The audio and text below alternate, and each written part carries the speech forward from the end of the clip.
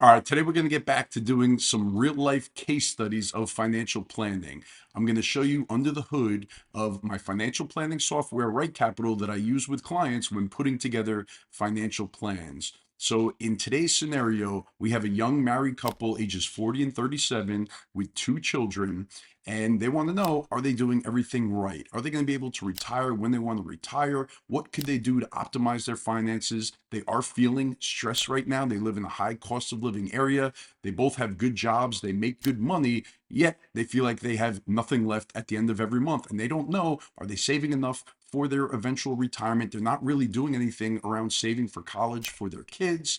So we're going to dive in. We're going to take a look at it. I'm going to show you what's going on, and we'll start talking ourselves through creating a financial plan for them. All right, let's get to it. All right, so this is RightCapital, my financial planning software, which I love. It is absolutely awesome. And I'm going to walk you through this scenario. So here we have husband and wife, their ages in here. I'm going to go to their net worth statement.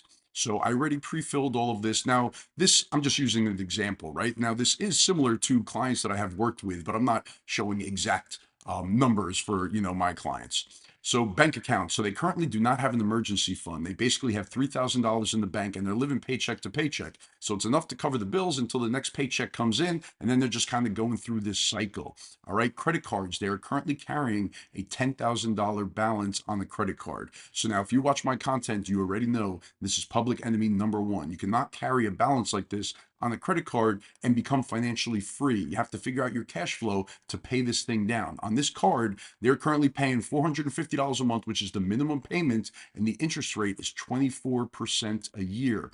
So 24% on $10,000, that is $2,400 in interest that they're basically pissing away every year by carrying this credit card.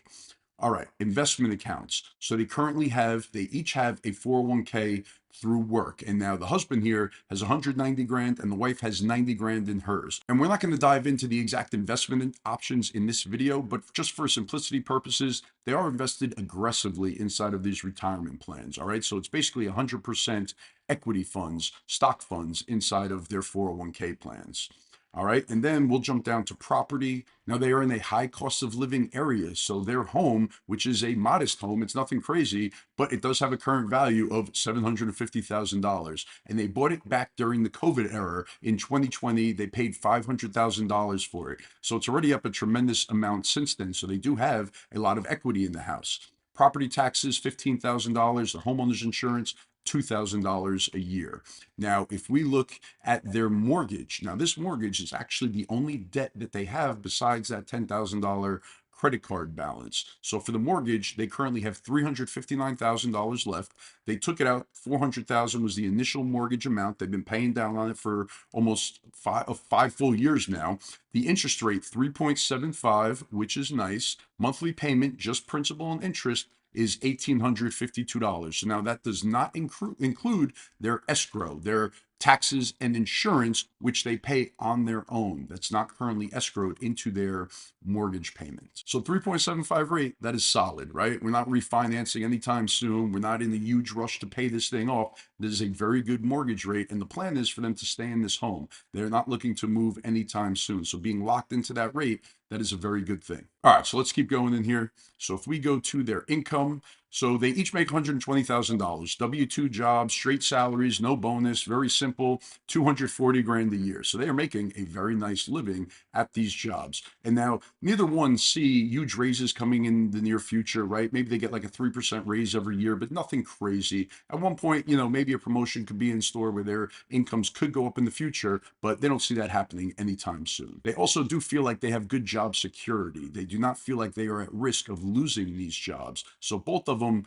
pretty steady, not too worried about losing their job and being stuck with only one income. All right, let's go to savings. So they are currently contributing, the husband's contributing 6% to his 401k. And as you can see in here, he gets a 50% match up to 6%. So basically, as long as he's contributing that 6%, he's taking full advantage of the match, which comes out to be half. 3% is what the employer matches. So that is good. And then for the wife here, she gets 100% of 3% for her match. So she is only contributing that amount. She's doing 3%. to fully take advantage of the employer match. And that's all the savings that they're doing. So they are not contributing to any other IRAs or retirement accounts. They are not saving money in 529 plans for their kids. So as far as their savings go, this is basically all that they are doing. Any excess cash flow that they have, they're really just sticking in the bank and trying to build up an emergency fund. But for now, the number one focus is paying off that credit card. All right, so now let's look at monthly expenses. Now, these are ballpark numbers. So again, I am always preaching about tracking your expenses on a month-to-month basis, using software, aggregating your accounts, pulling them in, categorizing all your transactions, and knowing exactly how much money life costs you every month. It is a super important number to know. Most people do not know it. And when you estimate it, you are usually on the low side because every month things come up that are not ordinary, something out of the blue. But those one-off expenses, they happen every single month. So they are more consistent. They're just not the same thing every month. Like, for example, you might have travel one month or a vacation. You might have car repairs one month. You might have kids' sports that you're paying for one month. It just seems like every single month, something out of the blue comes up that you weren't thinking about, and it increases your monthly spend that you might not have been accounting for it. So by tracking this stuff, it's the only way that you get a very good idea of how much life costs you, so then you can go ahead and plan for it. So now for these living expenses, we have $9,000 in here, and this does not include the mortgage and taxes and insurance, the things that we already accounted for on those previous screens. So we did a little breakdown here of what their actual expenses are, but it's just ballpark numbers. They really didn't know how much money they're spending every month. But now we have them on a path where they are using software. Like in RightCapital, for all of my clients, I give them access to this where it has budgeting software where you can pull in all the data, categorize everything, and you know exactly how much money you're spending every month so that we could plan around it. So here we just did a little worksheet and did a guesstimate, all right? And we came up with this $9,000 a month, not including mortgage, taxes, and insurance. And then for their tax filing status, they are married filing joint. And now we are going to go into goals. So for goals, this is what they would like. They would like husband like to retire at 65, wife at 62, retirement expenses, again, not including mortgage, taxes, insurance, but they would like to be able to spend $5,000 a month in retirement. Now, this is going to be indexed for inflation. So $5,000 a month today is going to look very different when they actually retire, which is going to be, 25 to almost 30 years from now.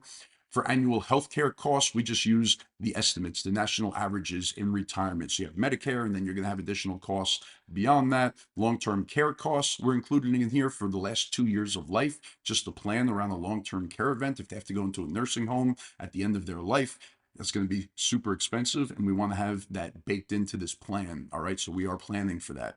$10,000 cash reserve goal, emergency fund. Now, in my opinion, this might be a little bit of a low number, but it's a good starting point for right now, considering that they don't even have one. And now for these college goals, this is the national average for 4-year public state universities.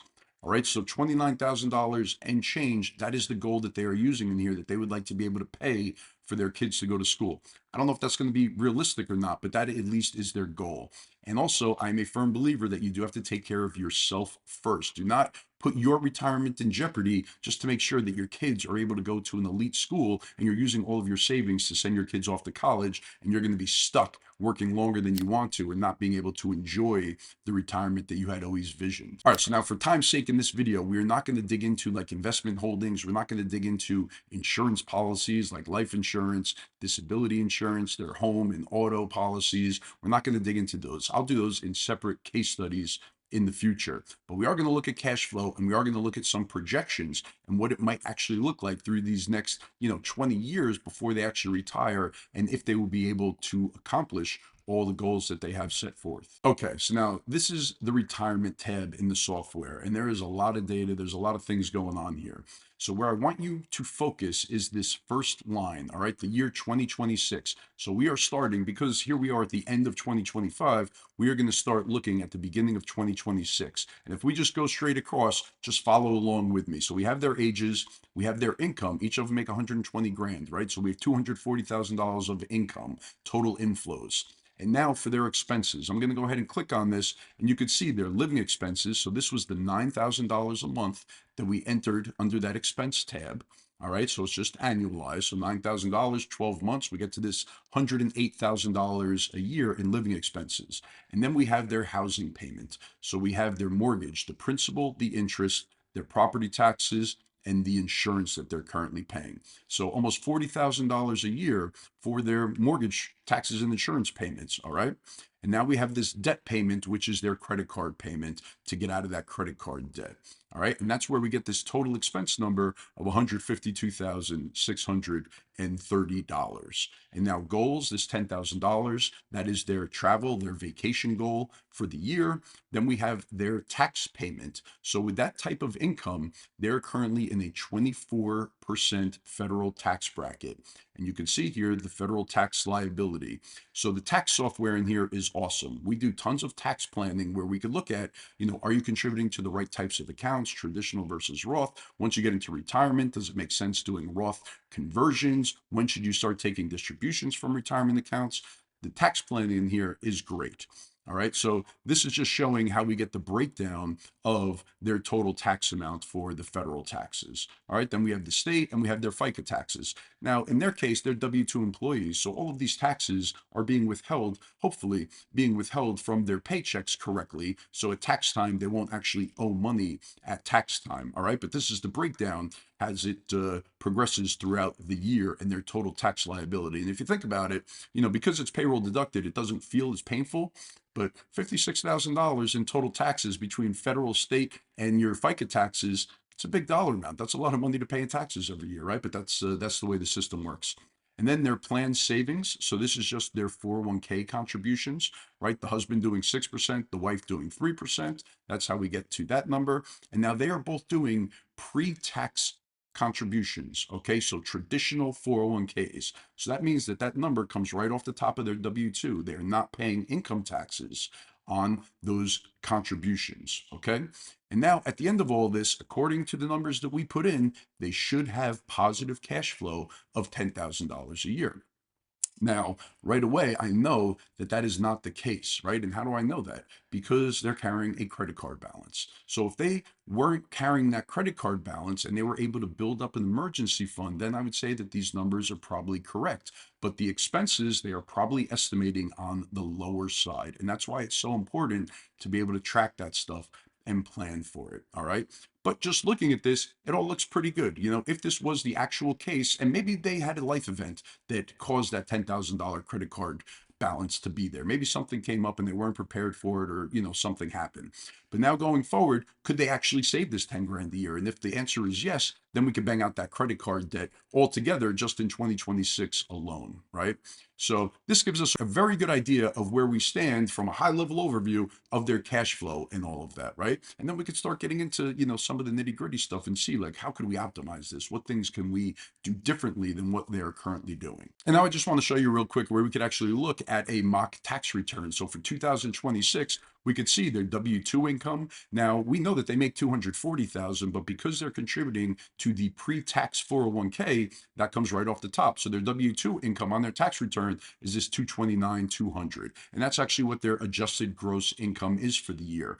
And then we could see they are itemizing deductions, this $39,109 between their state taxes, property taxes. They're able to itemize their deductions. So their taxable income is $190,181. So now if we actually look at the tax brackets, $190,000 of taxable income, that puts them in a 22% tax bracket on there. All right, so 22% tax bracket, that is their marginal tax rate. All right, so now we're going to go back over to the retirement tab, and we're going to see if, according to all the data that we put in this baseline plan, we haven't given any recommendations yet, but just according to everything that they're doing and planning to do, what is the probability of success that they will be able to reach those goals without running out of money?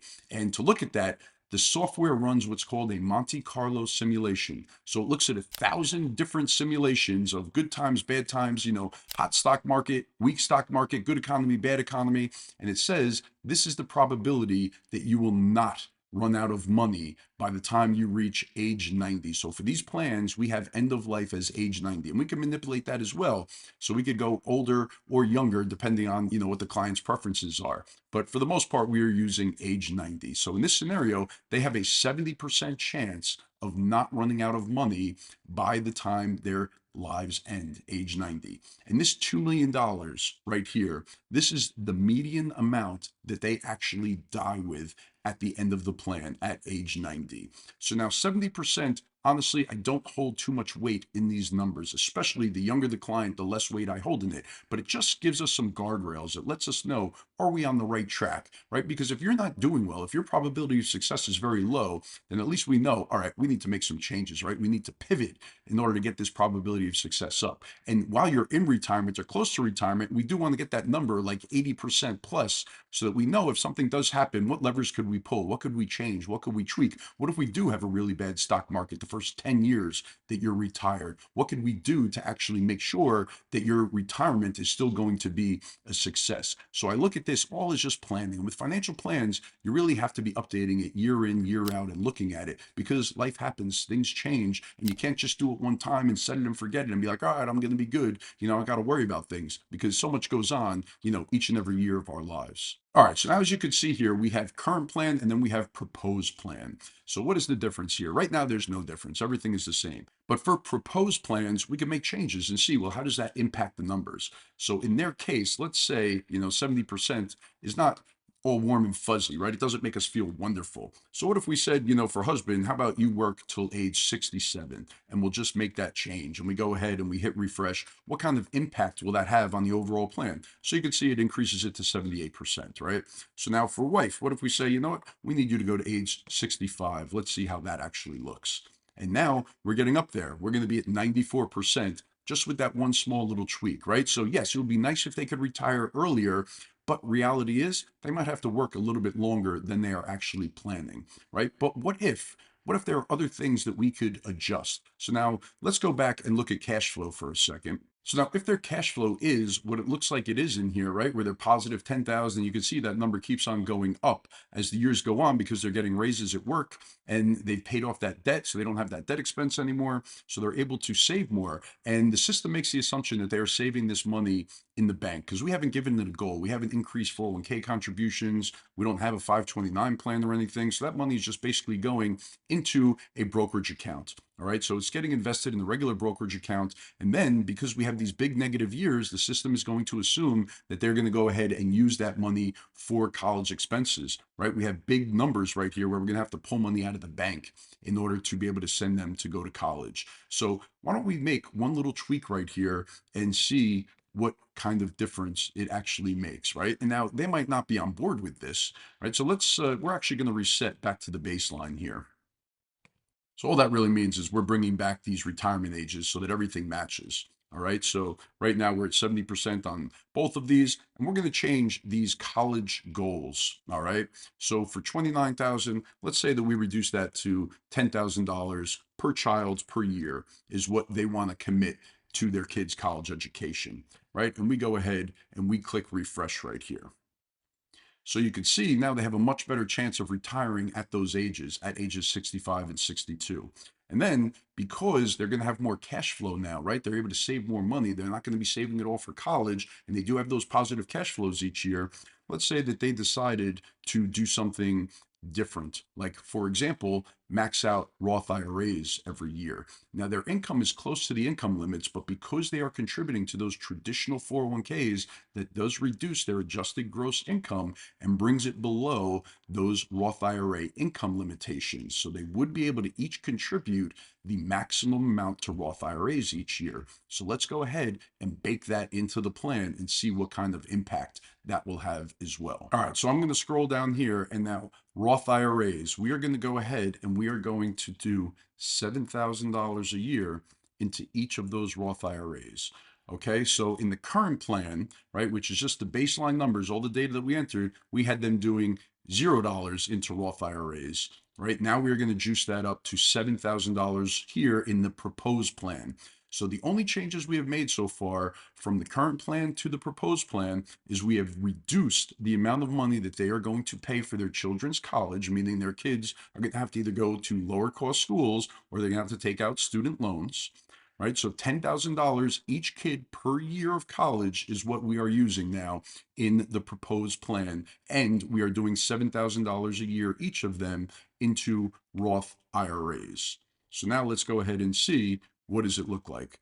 All right, so now we're getting somewhere. So we are at 88% here for their probability of success. So now one last thing I'm going to show you, and then we're going to wrap this up for time's sake. I want to show you as far as the dollar amounts in their accounts that they could actually save through the years by maxing out these plans. So I'm going to change that to the proposed plan. All right, this is where we have them maxing out retirement accounts. So now you can see in this first year, they have negative cash flow, right? So for their Roth IRAs, they actually weren't even able to max them out really for the first couple of years while they're still paying that credit card debt off. And then they're able to start maxing it out. And then we have years where they're actually not able to anymore. So let's actually see what's going on in those years. So like 2038, this is when they do have the college savings, even though it's only $10,000. That's when they have 2 kids in college. So they don't have the money to max out the Roths. So in this scenario, we're trying to max out Roths if cash flow is allowing for it. If it doesn't allow for it, then we don't do it. Okay. But now if we go over here, we could look at net worth year in and year out. So we could look at, the assets they have, the qualified assets, right? The value of their home going forward, the amount of their mortgage going down. This is the credit card debt. All right. We could look at the actual accounts that they have.